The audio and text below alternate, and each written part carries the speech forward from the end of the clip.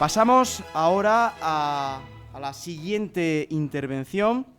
a la siguiente ponencia, de la mano del profesor Javier González Torres, que creo que estará ya con nosotros, estará ya por aquí. Creo que lo estoy viendo entre las personas que están conectadas y que voy a pasar a continuación a presentar, porque el profesor González Torres va a hablarnos sobre la perspectiva de la historia del arte y del ámbito del patrimonio dentro de la religiosidad popular. No sé si me está escuchando el profesor González Torres, Javier. Sí. Ahí, estupendo, claro que sí, nosotros también. ¿Qué tal? Bueno, pues voy a pasar a presentar al profesor Torres. Él es profesor ayudante doctor del Departamento de Historia del Arte de la Universidad de Málaga, miembro y participante de distintos grupos de investigación y proyectos I+D+I sobre barroco e ilustración o nuevos paradigmas y problemáticas del criptoarte en la era de la tecnología. Director adjunto de la revista Eviterna y secretario adjunto de la revista Boletín de Arte, ambas publicaciones de la Universidad de Málaga. Su labor investigadora se centra especialmente en 4 ejes temáticos en la actualidad. Uno referido a la Edad Moderna, destacando el estudio de la arquitectura, las artes plásticas y decorativas, iconografía, iconología y simbología. Una segunda vía, la era tecnológica actual, analizando la cultura visual y las diferentes vías de la creación plástico-edificatoria, medios de masa y redes sociales. Otra tercera vía sobre innovación docente y una cuarta de construcción social y de género. Desde luego, vías excepcionales interesantísimas. Estas líneas han sido y continúan siendo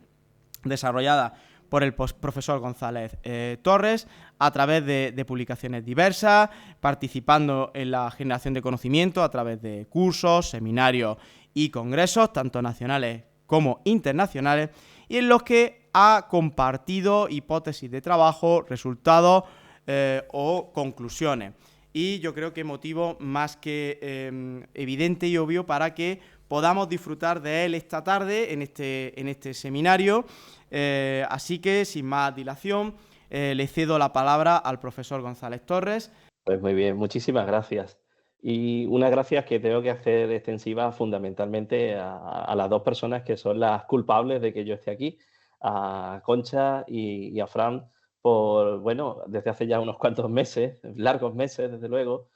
contar conmigo para, en cierto modo, armar bajo los parámetros del patrimonio y la historia del arte una de las vías de estudio de este apasionante proyecto que, bueno, nos está ocupando un espacio importante de nuestra vida académica, pero que esperemos que, junto evidentemente con otros estudios ya anteriores, cristalicen dentro de poco tiempo en una vía renovada, por supuesto, y diferenciadora de los estudios desde, como les digo, desde el patrimonio y la historia del arte hacia la religiosidad popular. En ese sentido, y para empezar a concretar, hay que tener siempre en cuenta que, utilizando el término religiosidad popular o religiosidad local, que no son exactamente iguales, como se ha dicho a lo largo de estas sesiones, ¿no? Hay que tener muy en cuenta que el punto álgido fundamental de estos procesos es la catequesis que se realiza de la imagen. En este sentido, cobran importancia fundamental 5 aspectos fundamentales que están ustedes viendo en la pantalla. La palabra, a través de los distintos textos religiosos, tanto canónicos como no canónicos. El icono, que cobra vida, por lo tanto, el simulacro representativo que a lo largo de estos cultos, pues efectivamente concentra la atención y todo el esfuerzo en poder procesionar. El sello cultural, relacionado fundamentalmente con la participación de los fieles. Lo global y lo efímero, en el sentido de que la participación de ese sello cultural tiene lugar durante un momento muy concreto y posteriormente a ese momento concreto, pasada esa festividad correspondiente, se añora, se recuerda con verdadero ímpetu y verdadero entusiasmo esas celebraciones, y convertir como quinta pata de este proyecto, lo ordinario en extraordinario. El rito anual que se celebra en la festividad correspondiente puede verse amplificado y desarrollado a partir de la celebración de diversos aniversarios bueno, pues en fechas no precisamente propias de la celebración vuelvan a incidir sobre la importancia de esa imagen teatralizada. En este sentido, ustedes saben de sobra que para poder estudiar los orígenes de las fiestas, distinguimos fundamentalmente las festividades particulares, aquellas que están dedicadas a Cristo, a la Virgen o al siempre enorme catálogo de santos, y la propia Semana Santa, que supone una rememoración, una actualización de la pasión de Jesús de Nazaret. En cualquier caso, tanto sea una festividad particular o como sea la propia festividad de la Semana Santa, la trascendencia es fundamental por cuanto la participación de las personas en estas fiestas es absolutamente determinante. Como bien ha estado comentando el profesor Alonso Ponga, también es un poco atrevido por mi parte hablar detrás de una de las grandes personalidades de la historiografía, especialmente en los estudios antropológicos, pues efectivamente las cofradías, las hermandades, sean patronales o sean de Semana Santa o sean de Gloria o sean sacramentales, pues evidentemente juegan con esos dos fenómenos, que es el de la oficialidad y de la ortodoxia. En ese sentido, cualquier fiesta religiosa pues tiene 5 grandes cuestiones en las cuales siempre se participa y siempre se incide. Uno son los componentes sacros, otra la simbología, el lenguaje propio desarrollado a partir del cual, y algo que es fundamental también, como decía el profesor Alonso Ponga, no hay una Semana Santa, sino hay múltiples Semanas Santas, como tampoco hay una sola festividad de una patrona, sino múltiples festividades de esa patrona. En definitiva, la adaptación a las distintas épocas históricas. En Andalucía, evidentemente, hay una serie de circunstancias que provocan que este fenómeno de la religiosidad popular y local adquiera tintes no solamente identitarios, sino singulares. Por una parte, la actualización del rito cristiano, y por otra, el ambiente lúdico. En cuanto al rito, pues evidentemente, y no voy ahora a desarrollar en exceso esta idea, la conexión sincrética con cultos anteriores, desde los paleocristianos a los orientales y los islámicos, en donde se advierte un paralelismo evidente entre las divinidades, caso de las moiras griegas, del fatus latino o de la sumisión islámica. Y por otro lado, el ambiente lúdico, donde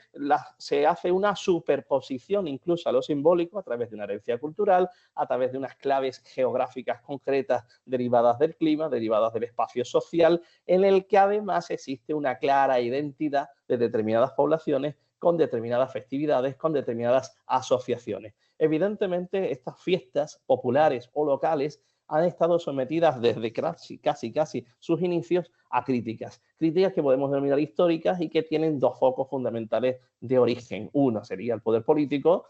crítico en muchísimas ocasiones, y otra también el poder religioso, por cuanto, como comentábamos antes, ¿no?, la diferencia entre la oficialidad y la versión alternativa de la piedad popular. En este sentido, valga la redundancia, existen numerosos estudios que ponen el acento precisamente en algunas de estas cuestiones que acabamos de comentar. Entre otras, pues fíjense la cita de Morell, en la cual la religiosidad local, afirma, se configura como una manera en la que el pueblo se apropia del espacio, territorializando a través de lo sagrado ese dédalo de calles en donde se produce ese fenómeno social. La identificación clara entre la propia divinidad y la propia humanidad, entre el fiel y el icono al que se le reza, ¿no? En este sentido, también, valga la redundancia, la cita de García Barrios, en la cual se afirma que en Andalucía lo religioso y popular se convierte siempre en una celebración de la vida y de la propia comunidad, mucho más que una meditación teológica asentada con una fuerte carga, evidentemente, oficialista. En este sentido, la religiosidad popular andaluza es tremendamente barroca, es tremendamente sensual, es tremendamente emotiva y vive de una manera muy particular su fe, de tal forma y manera que, fíjense ustedes además, en esta doble fotografía que están viendo en pantalla, la fe mueve montañas, nunca mejor dicho, y no necesita de una determinada pose ni de una determinada indumentaria para participar de la fiesta y convertirse también, por supuesto, en actor protagonista junto con el enorme, digamos, despliegue visual y simbólico que tiene lugar en las calles, ¿no? En este sentido, tenemos que tener muy en cuenta que la religiosidad popular, la religiosidad local, en cuanto a globalidad festiva, es un fenómeno que podríamos denominar pluridimensional. es decir, está compuesto por numerosos integrantes. Y es precisamente todos esos integrantes o todos esos ingredientes lo que hacen complejo este mundo entre lo religioso, la religión, el individuo y la divinidad. Decía el profesor Alonso Ponga también anteriormente que hay que hacer estudios holísticos. Efectivamente, es que no hay otra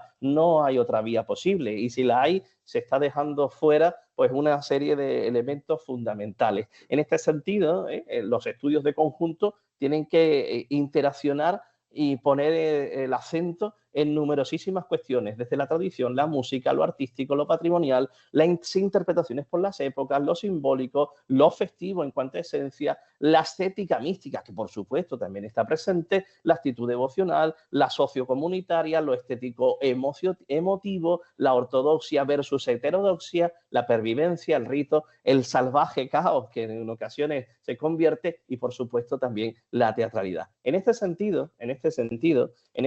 En esos estudios de conjunto, las distintas disciplinas humanísticas como el arte, la arqueología, la antropología, la historia y la liturgia están en cierto modo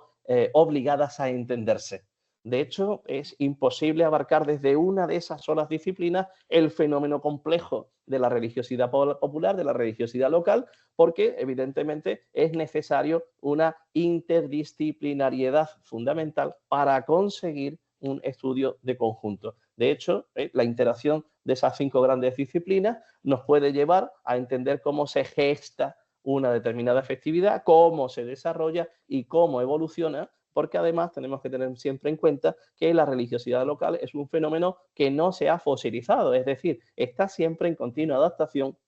en función de la época histórica, de las coordenadas en la que viva. En este sentido, bueno, pues gracias evidentemente a los restos de archivos, restos visuales, podemos entender que efectivamente, y fíjense, utilizando como ejemplo este nazareno de la Cofradía de Abajo de Antequera, la manera en la que se procesiona no es siempre la misma. A pesar de haberse convertido desde el siglo XVII en uno de los grandes fenómenos devocionales desde el punto de vista profesional, con un paso muy característico con palio, que tiene además una trascendencia geográfica tanto en la propia ciudad de Antequera como en localidades cercanas, como también, por supuesto, en zonas de Andalucía, con una fuerte también implicación en Mesoamérica. Bueno, pues esa manera característica de profesional no se ha mantenido con el tiempo, sino que ha ido cambiando de una forma que además incluso se ha puesto en duda y se ha puesto en riesgo la identidad particular. En este sentido, pues fíjense, cuando hablamos de celebraciones litúrgicas, cuando nos centramos en los cultos internos, tenemos que igualmente tener muy claro que todo tipo de aparataje cultural tiene siempre un origen, tiene siempre un nacimiento muy concreto. Desde los propios ejercicios piadosos, sean triduos, quinarios, septenarios, novenas, etcétera, que tienen un origen medieval y que cuenta con la enorme difusión por parte de las órdenes religiosas, vinculando el número de días concretos con elementos numéricos aparecidos en la Biblia o desarrollados por la patrística, como sobre todo también, fundamentalmente en esos cultos internos, las ceremonias del besamano besapiés, que tienen todavía un origen muy anterior. De hecho, la cita que suele casi siempre utilizarse como referencia para la búsqueda de un origen histórico la plantea Apuleyo en el Asno de Oro, cuando en el besamanos de Isis, pues se ve a uno de estos protagonistas de esa narración postrado a los pies de la estatua, besando sus manos y sus pies, porque ambas, la propia escultura en sí, la propia representación de la divinidad, está bañada en rosas blancas. Ese origen tiene, por supuesto, un enorme desarrollo a lo largo de distintas culturas, desde Oriente, pasando por Grecia antigua, Roma, el paleocristiano, hasta la época medieval, y cada uno de esos elementos tiene una concatenación, tiene siempre un hecho fundamental que lo desarrolla, que lo va enmarañando cada vez más, para convertir, por ejemplo, la ceremonia de besamanos y besapiés en una reverencia, en una manera de acercarse a esa propia divinidad. Son evidentemente las hermandades y cofradías las que igualmente se apropian de ese tipo de situaciones, y además de plantear, como están ustedes viendo a la izquierda, un aparato de cultos que en el caso de las cofradías de pasión tiene siempre su punto álgido a lo largo de las distintas semanas previas y dentro de la propia Cuaresma. el punto álgido de esos cultos es el besamanos o el besapiés, que desde el punto de vista de la historia de las propias cofradías andaluzas tiene su origen, pues fíjense, no en una fecha excesivamente tardía, sino en 1925, con la escena que están ustedes viendo en la pantalla, imagen de la derecha, del besamanos a la Esperanza Macarena en la iglesia de San Gil. Son las propias cofradías las que además, en cierto modo, intentan mantener, porque no se trata ni de emular, ni de convertir anualmente esta cita en un ejercicio mecánico de todos los años, sino de desarrollar una serie de cuestiones del aparato cultural a través de distintas interacciones que hacen guiños, porque evidentemente no son neobarrocas, pero sí hacen guiños a la época barroca, como ocurre precisamente en estos cultos que están ustedes viendo, celebrados recientemente por la Hermandad de los Estudiantes de Jaén, donde el propio fondo, no sé si lo ven en la imagen de la izquierda, va cambiando de la noche al día, precisamente para convertir ese escenario en el que tiene lugar la representación de la muerte de Jesucristo en un escenario parlante en el que actúa la imagen de Cristo, la imagen de la Virgen, de una supuesta María poco bien ataviada y de un San Francisco que se agarra a la cruz en una escena absolutamente apócrifa. ¿Aquí qué hay de oficial? Escasamente poco, todo lo demás forma parte de esa religiosidad local. Hasta el punto que efectivamente la conexión que se establece entre cada fiel y esa imagen, no evidentemente se puede entender en este sentido como una idolatría en exceso, sino que las imágenes, esto ya lo saben ustedes, son medios de acercamiento, pues forman parte de esas esencias, digámosle, personales, que convierten la vía directa en precisamente el diálogo entre la persona y la imagen de la divinidad. En el caso de Cristo, lo saben ustedes también, ¿verdad? Pues existe un binomio interesante entre lo bello y lo bondadoso, que tiene sus orígenes, por supuesto, en la calocagafía griega, aquella que habla de que las realidades materiales bondadosas que se pueden ver, que se pueden tocar, representan lo bueno, mientras que lo feo representa, por supuesto, lo malo, algo que evidentemente a partir del Concilio de Trento y muy especialmente de la creatividad barroca se desarrolla en extremo. En definitiva, esa presencia y esa cercanía convierten la relación fiel-imagen en una relación absolutamente emocional desde lo contemplativo. De hecho, digamos que alcanza el paroxismo cuando evidentemente estas imágenes procesionan a lo largo de las distintas festividades y que efectivamente conciertan y convienen en invitar a una participación tanto individual como colectiva en determinados ritos, en determinados cultos, en determinadas situaciones. Es la manera en la que, digámosle, el pueblo llano, a partir de un lenguaje muy sencillo, pues se aproxima a el misterio de la religión a partir de estas imágenes religiosas, a partir de este fenómeno de la religiosidad local, en la que se dan cita elementos sociológicos, elementos psicológicos, siempre teniendo en cuenta que efectivamente el arte actúa como un medium de acercamiento y a través de estas imágenes, pues también nos vamos a encontrar con una interesantísima relación a través de la propia historia, en cómo en la actualidad todavía siguen manteniéndose en esencia, aunque no en detalle, una serie de elementos que vinculan la presencia de las divinidades a héroes y a grandes figuras a lo largo de las distintas culturas de la humanidad. Es precisamente la propia religiosidad local la que va haciendo que las propias imágenes cambien de aspecto. Y nunca mejor dicho, sirva como ejemplo la conocidísima imagen de Jesús del Rescate de Granada, en cómo a lo largo del tiempo, fíjense la diferencia, la escultura es exactamente la misma, pero la manera en la que se atavía la escultura ha cambiado. No la túnica en sí, no el escapulario en sí, sino fundamentalmente el cabello, que ha pasado de ser natural a ser un cabello de talla y de portar un aderezo fundamental en la iconografía pasionista de Granada y sus alrededores, que es ese nimbo que están ustedes viendo a la izquierda, se transforma por el impulso de las modas y por parecerse a determinadas cuestiones, a determinadas estéticas en tres potencias. En este sentido, la religiosidad popular y local, bueno, pues digamos que alcanza su cenit en los cultos externos, en la llamada procesión, en la cual, bueno, pues intervienen, como están ustedes viendo a la izquierda, 7 factores que igualmente consideramos esenciales. La comunidad, en cuanto a festejo y a presentación social, quienes intervienen en la preparación y en el desarrollo de las distintas procesiones. La ocupación del espacio sacro, a través de calles, a través de plazas, espacios sacros que no tiene por qué ser evidentemente las calles de una localidad, puede ser perfectamente también el mar o un río. Tengan ustedes como referencia, por ejemplo, las procesiones marítimos fluviales terrestres de la Virgen del Carmen. Son ritos de encuentro que sirven precisamente para volver a identificarse con los orígenes generacionales, para buscar la conversión y para, por supuesto, también reforzar la adhesión de determinadas capas sociales, de determinados estratos sociales con la propia cofradía en cuestión, ¿no? La iglesia sede, desde el punto y hora en que es el centro desde el que sale y al que llega esa misma procesión, que recorre un dedado de calles que, curiosamente, algunas de estas responden a la toponimia propia de esos Cristos y de esas vírgenes que se procesionan. No podemos olvidar, evidentemente, que en estos fenómenos religiosos populares, las ideologías identitarias también tienen reflejo, también tienen lugar a partir de donaciones particulares, a partir de mecenazgos concretos, y además de todo eso,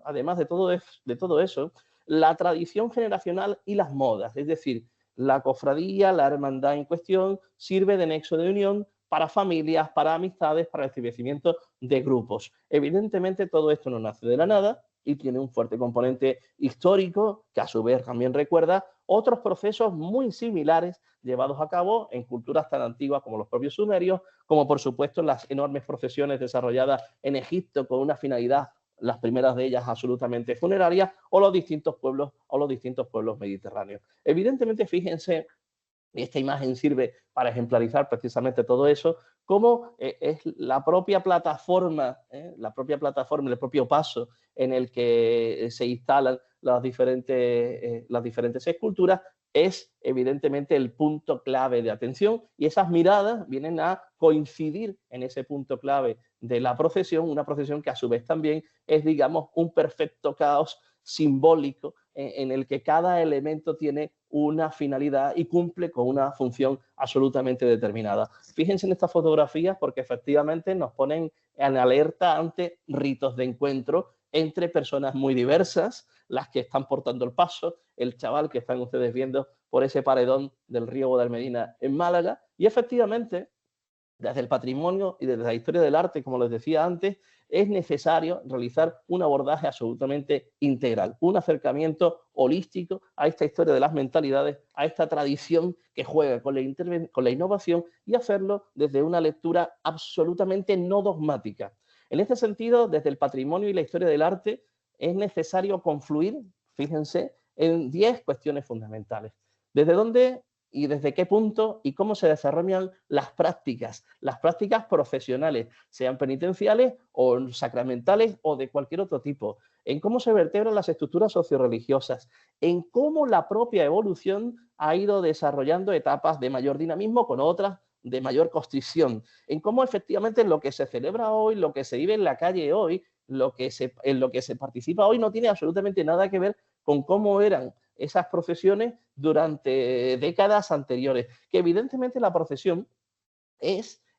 desde su punto de vista organizativo, una herramienta tremendamente sensitiva, llena de alegorías, llena de heterodoxias apócrifas que no tienen absolutamente nada que ver con la oficialidad. Para eso, necesario, fundamental, la documentación, el estudio de las fuentes, sean primarias o secundarias, el estudio de la imagen, y no solamente hablamos de las esculturas propiamente dichas, sino de cualquier otra expresión artística, de la fotografía, el cine, el teatro, y por supuesto también, para poder acercarnos a este fenómeno, es necesario contar con qué elementos de inspiración en un determinado momento, en una determinada ocasión, han podido servir de base, han podido servir de desarrollo a ideas absolutamente nuevas. Evidentemente no se puede partir de la nada. Este proyecto del Centra y de la Universidad de Valladolid, junto con el Instituto Simancas, no es un proyecto adanista, en absoluto. Basa fundamentalmente su esencia en estudiar lo que ya se ha estudiado y a partir de ahí proponer nuevas vías que no revisen, sino que amplifiquen, desarrollen, potencien aspectos que hasta ahora quizás no han sido tenidos en cuenta o no han sido tenidos en cuenta con suficiente profundidad. En este sentido estamos hablando, gracias a la documentación de archivo, de la existencia en el terreno de la religiosidad popular de una lexicología genuina. No voy a poner, evidentemente, en este tiempo todos los estudios que existen al respecto en cuanto a cuestiones de diccionario o lenguaje particular, pero están ustedes viendo precisamente en la pantalla libros que son esenciales para la construcción, en este sentido, no tanto histórica, pero sí documental del origen, el desarrollo y la utilización de esos recursos lexicográficos. Abordajes al fenómeno desde la historia del arte. En este sentido, pues nos faltarían pantallas para poder plasmar precisamente cómo desde el rigor histórico y el rigor artístico existe un enorme catálogo, no siempre es bueno, pero sí un enorme catálogo de obras que tienen que ser necesariamente consultadas y a partir de las cuales hay que evidentemente construir para poder abordar las estructuras socioreligiosas. Comentaba precisamente Fran hace un rato, esa pléyade de autorías que desde la antropología en todas estas últimas décadas han intentado abordar el fenómeno de la religiosidad popular, no solamente en Andalucía, sino en numerosas localizaciones geográficas. Evidentemente estamos ante un fenómeno que tiene una singularidad extrema. Fíjense, por ejemplo, si nos vamos a este sitio que seguramente ustedes reconocen, ¿no? A la aldea del Rocío, las marismas de Doñana, ese antiguo mar de Tetis convertido en uno de los grandes centros santuarios de peregrinación, que evidentemente tiene unos orígenes muy concretos y que además,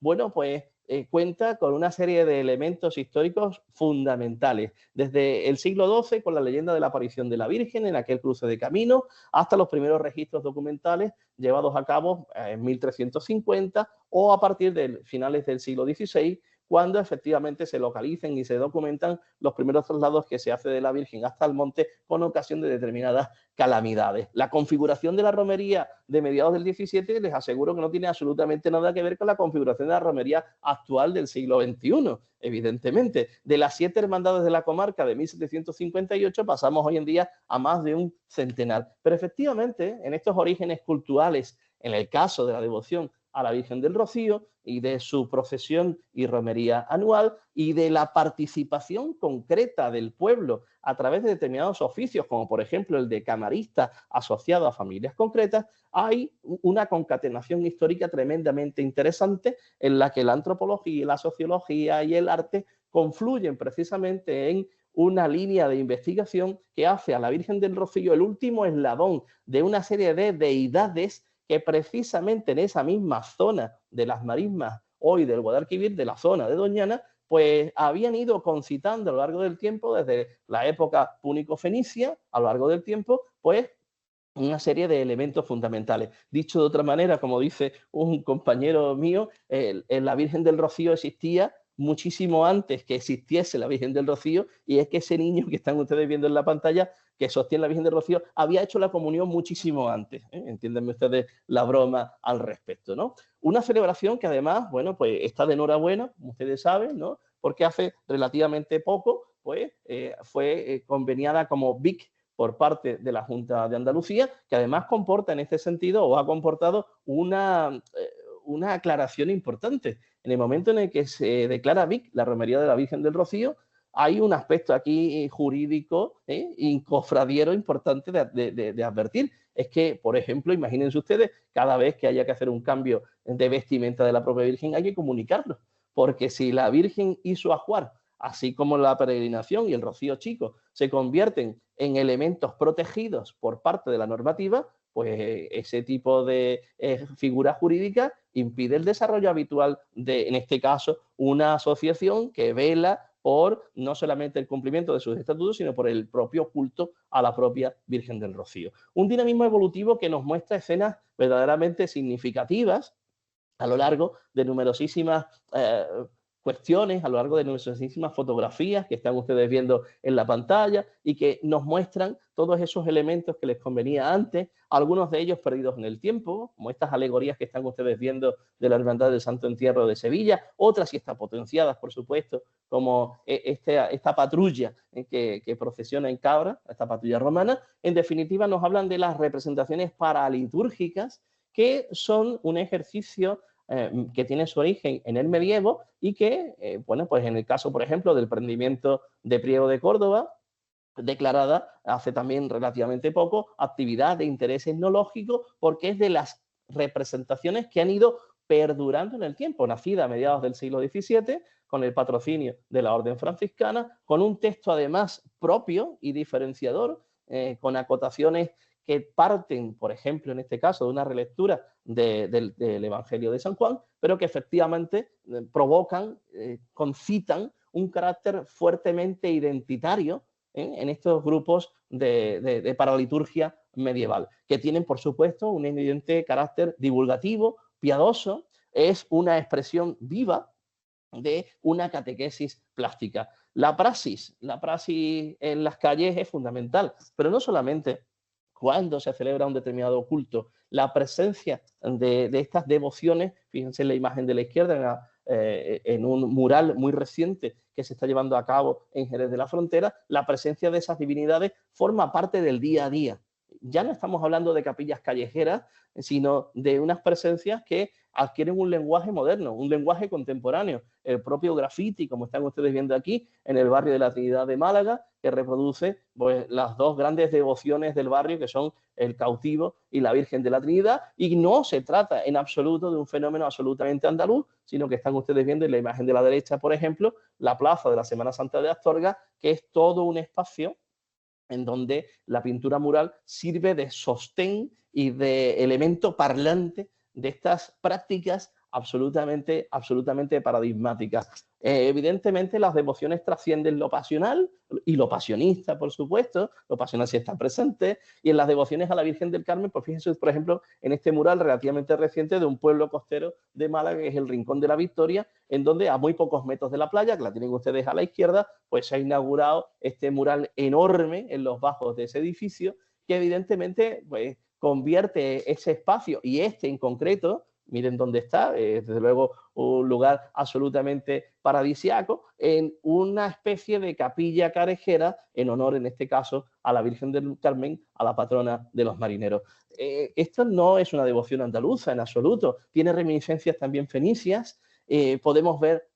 el ejercicio escultórico desarrollado a través de numerosos monumentos, tanto en Andalucía como por ejemplo también en Alicante, por supuesto también la devoción a la Virgen del Rocío, presente en gran parte de la geografía, no ya solo andaluza también, sino española, y evidentemente este tipo de elementos con los que conecta gran parte de la población, en ocasiones también sufre el vandalismo, como están ustedes contemplando en este monumento también a la Virgen del Rocío en Alcázar, Huelva. Evidentemente no es necesario que se vuelva a incidir en todo ello. En cuanto a ortodoxias y heterodoxias, los cultos, como esa manifestación visual en la que a través del rito de la Eucaristía el fiel no solamente comulga con el propio Cristo, sino que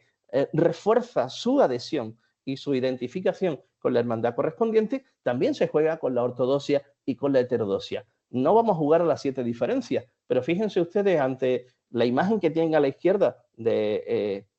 una imagen de una hermandad muy conocida de Córdoba, que es un culto completamente ortodoxo. Miren lo que está pasando en la imagen de la derecha. Es que en un mismo altar no hay solamente una imagen pasionista, es que hay hasta 3, con lo cual la heterodoxia es absoluta. Habrá sobre todo fundamentos, en este caso, propios del párroco de turno que haya decidido que los cultos de las hermandades se celebren, imagínense, en una sola semana y haya obligado a la creación de un escenario efímero que es insostenible desde el punto de vista de la cristología. Pero es que fíjense que esto es una práctica habitual. Imagen que tienen ustedes a la derecha en marzo de 2025, la Hermandad de la Misericordia de Málaga, que plantea este altar que no ha durado días porque ha sido, en cierto modo, obligado a modificar. La imagen del crucificado, recientemente bendecida, comparte espacio con la gran devoción del barrio, que es el Cristo caído de la Misericordia, devoción carmelita y la Virgen del Gran Poder. Pero es que en la imagen central que ustedes están viendo de hace unos cuantos de años, en el altar de la iglesia de la Divina Pastora, también en Málaga, la Cofradía del Prendimiento no tiene otra cosa que hacer que subir al altar a un romano, como están ustedes viendo en la imagen central hacia la izquierda, y además con la defensa del propio párroco que no solamente autoriza, sino que defiende la utilización de esta figura dentro del aparato de cultos concreto. Aparatos de culto que a veces también las propias cofradías, como ven ustedes en la captura de pantalla, la imagen de la izquierda, se vanaglorian en saber decir esto se monta de una determinada manera y te lo explican a través de sus propias redes sociales. Ampliación temporal, el uso de los aniversarios para desarrollar acciones que van mucho más allá de la festividad. Pues fíjense ustedes el caso de esta misión de la Divina Pastora de Santa María en Sevilla, que ha llevado a esta imagen conocida a visitar 3 barrios de las afueras de Sevilla, pero no en un paso, sino en esa especie de escaparate motor que están ustedes viendo en la imagen de la izquierda, que por cierto tampoco es un invento nuevo. Aquí están ustedes contemplando a la Virgen una imagen vicaria de la Virgen de los Desamparados de Valencia, que también se ha trasladado a Sevilla en fechas relativamente cercanas, ¿no? Tradición generacional, moda, la identificación de la Semana Santa o la fiesta como parte fundamental de la vida de una ciudad que evidentemente vive en paralelo a otras preocupaciones o a otras realidades, a otras identidades, creando estampas tan llamativas como estas dos que están ustedes contemplando. Evidentemente, estas fiestas no siempre han sido así. Cuentan con una evolución, con una adaptación a los tiempos. El arte y el patrimonio, piezas concretas, elementos fundamentales del ajuar del profesionismo han ido cambiando. Fíjense ustedes, por ejemplo, en esta comparativa entre la imagen de Jesús preso de Cabra de Córdoba y la Soledad de San Lorenzo, como a día de hoy, imágenes en color, la manera en la que se procesionan ambas devociones es completamente diferente. ¿Perdiendo qué? Perdiendo la esencia, perdiendo la identidad, perdiendo la idiosincrasia. Es verdad que a día de hoy quizás nadie repara cuando ve los pasos del preso de Cabra o de la Soledad de San Lorenzo, bueno, pues en la belleza estética de la canastilla, de las flores, de la disposición de la acera, de la colocación de los candelabros, de la situación de las imágenes en sí, pero es que resulta que esa imagen no se corresponde en ningún caso con el origen o al menos con su concreción en determinadas épocas y en determinados momentos. Evidentemente, este acercamiento al patrimonio y al arte tiene que contar con la imagen publicitaria, a través de los carteles, a través de un universo enorme en el que no solamente advertimos grafismos distintos, ideas diferentes, sino por supuesto también maneras distintas de entender, de sentir y de acercarse a esa imagen, teniendo en cuenta algo muy importante, que un cartel, desde el punto de vista conceptual, es nada más y nada menos que la invitación a el llamar la atención. Y la llamada de atención se logra, evidentemente, utilizando elementos propios del lenguaje creativo, utilizándolos con sentido, evidentemente. Y bajo ese sentido, pues existen en este universo enorme de la imagen publicitaria carteles que son absolutamente dignos de estudio y otros que son absolutamente dignos del olvido. De tal forma y manera que fíjense cómo desde el punto de vista de las distintas tendencias artísticas, de las distintas maneras de comprender, de congeniar, de materializar una determinada tendencia, pues la vivencia o la convivencia de carteles diferentes nos hacen ver que el nivel, por ejemplo, en cuanto al que están ustedes viendo a la derecha, bueno, pues no puede de ninguna de las maneras situarse en una supuesta clasificación, pero una clasificación con criterio, con fundamento, con objetividad, con lo que están ustedes viendo precisamente en otras dos imágenes de la izquierda, ¿no? La imagen que es también movimiento.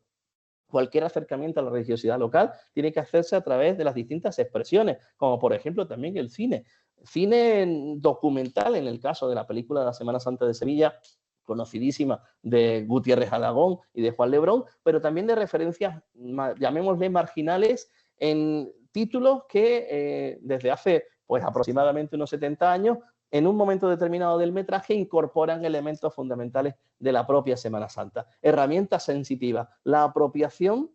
o la creación de nuevos hitos, como están ustedes viendo aquí en la imagen del Via Crucis del Nazareno de Santiponce, declarado hace ya más de 20 años fiesta de interés turístico nacional. Una invención de principios de los 90 que cada viernes primero de Cuaresma pues convierte la arena del antiguo anfiteatro de Itálica en el escenario para el rezo del Via Crucis. Precisamente una arena en la que nunca fallecieron o nunca fueron ejecutados cristianos, se convierte ahora en este escenario absolutamente grandilocuente, sensitivo, pleno de vivencias, para el ejercicio del Vía Crucis, que es igualmente pues, comparable con el que se realiza, en este caso, el primer sábado de Cuaresma en Málaga, por la Cofradía del Monte Calvario, desde el Santuario de la Victoria hasta su ermita del Monte Calvario, de la cima del Carmelo. En esas herramientas sensitivas, y yendo hacia el final de esta charla, hay un aspecto fundamental,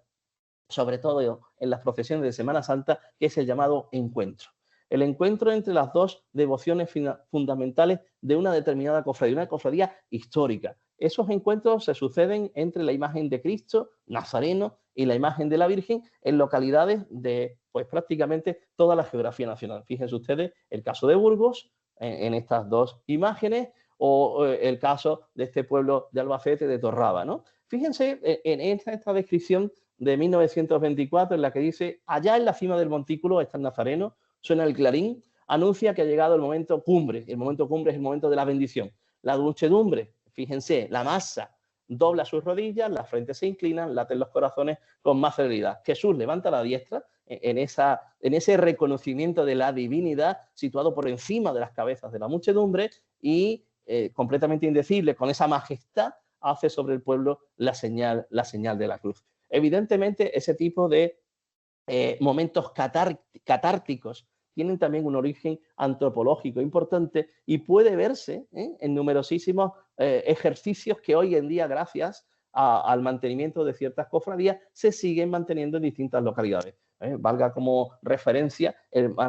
notable Nazareno de Aguilar, un ejercicio escultórico asociado a la familia de los Moras del siglo XVIII, que mantiene esa particularidad. Es un Nazareno articulado que bueno, da la bendición tanto el Viernes de Dolores como en la noche del jueves al Viernes Santo. Y además también es un elemento utilizado, el acto en sí de la propia bendición, ante determinadas calamidades, ante determinadas situaciones. El que el Señor salga en fechas distintas a la que le corresponde, en este caso la Semana Santa, para bendecir al pueblo o para, en cierto modo, también bendecir los campos buscando la lluvia, es otro aspecto fundamental en esta identidad. En Priego de Córdoba, por ejemplo, las manifestaciones populares en torno al Nazareno, fíjense ustedes cómo va esa calle Río, precisamente, que además la calle se llama así, arropando la imagen del Nazareno, hasta que definitivamente pues, sube hasta el Monte de la Calavera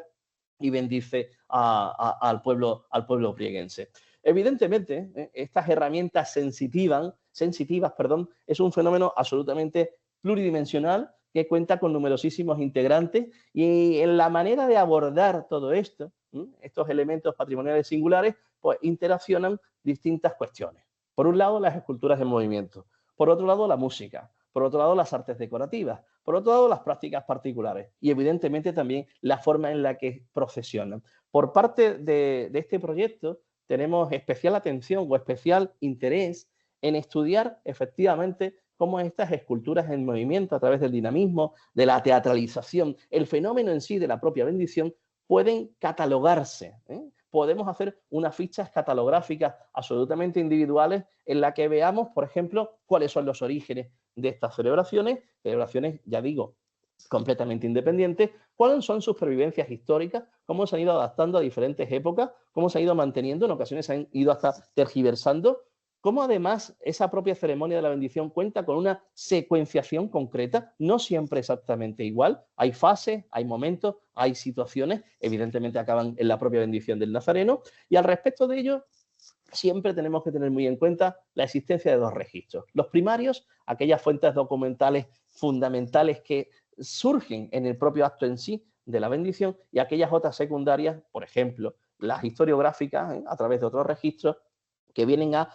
completar todo ese elenco. Por centrar precisamente el objeto de estudio de esta parte concreta del proyecto relacionado con el patrimonio y la historia del arte en las ceremonias de bendición, pues tenemos que acudir quizás a la que a día de hoy es considerada pues una de las primeras celebraciones de la propia bendición. Nos situamos en la ciudad de Málaga, fíjense, porque estas dos devociones que están ustedes viendo aquí van a concentrar justamente esa ceremonia de la bendición. De una parte, la imagen del Nazareno del Paso, por otra parte, la imagen de Jesús el Rico. Imágenes que además se corresponden con cofradías amparadas bajo órdenes mendicantes distintas. La del caso del Nazareno del Paso, devoción insigne de los dominicos, la de Jesús el Rico, esa denominación además también tiene un interesante origen en la diferencia entre dos cofradías en San Luis el Real, que es el convento de los franciscanos, Jesús el Pobre y Jesús el Rico, que como les digo, concitan este especial interés. Fíjense porque parecen a priori, desde un punto de vista así superficial, que se trata de dos versiones de un mismo tema. Efectivamente es un mismo tema, pero son dos versiones distintas, porque presentan además particulares escultóricas que las convierten en arquetípicas autóctonas. Este no es un nazareno granadino, sino que es un nazareno adaptado a una serie de circunstancias. Acabo. El protagonismo, la propia bendición en sí. Y fíjense, porque la propia disposición de las manos sobre la propia cruz crean versiones distintas que pueden verse en el amplio catálogo de nazarenos de la provincia de Málaga. Los ritos son diferenciadores, la bendición es la misma. El nazareno lo realiza en el acto de la bendición en la Plaza de la Constitución, la llamada Plaza de las Cuatro Calles, y tiene lugar dentro de un sermón que hoy en día no existe. En el caso del Nazareno del Rico, es una bendición que se desarrolla fundamentalmente en un entorno carcelario, de presidiarios, de tal forma y manera que todo esto ha ido cambiando, evolucionando, amplificándose desde el propio soporte, los propios pasos profesionales, la manera en donde se ha ido realizando esa bendición, en definitiva, la pervivencia, la adaptación, la interrupción o algo importante, como desde obras contemporáneas, porque esos dos nazarenos que les decía y que les mostraba antes, hoy en día no existen, han sido sustituidos por otras piezas contemporáneas, siguen manteniendo esa función autómata, como están ustedes viendo en la imagen, despegando el brazo de la cruz para proceder a llevar a cabo esa bendición. Evidentemente, estas fichas catalográficas parten de textos que ya existen, de estudios que ya existen, pero que van a intentar, en cierto modo, pues desarrollar todo esto de una manera mucho más clara, poniendo en relación la existencia de estos ritos con otros ritos análogos, como por ejemplo el que están ustedes viendo a la derecha, que es el desarrollado en la ciudad granadina de Almuñécar. En definitiva, y siento haberme excedido un poco en el tiempo, pero como ven ustedes la presentación creo que merecía en este sentido la pena, no por lo que yo ya he contado, sino por lo que ustedes han visto. Fundamentalmente tenemos ante nosotros un trabajo ingente que nos va a ir ocupando, que evidentemente yo no soy el único responsable, aunque coordine. Detrás de esta iniciativa pues están también otras personas, especialmente, los tengo que mencionar sí o sí, mis dos compañeros José Galisteo y Rafael de Jesús Ríos, que son los que en cierto modo desde este punto de vista del patrimonio y la historia del arte vamos a intentar desarrollar de esta forma que les he contado de manera sucinta el proyecto por parte del Centra y del Instituto Simancas. Muchísimas gracias.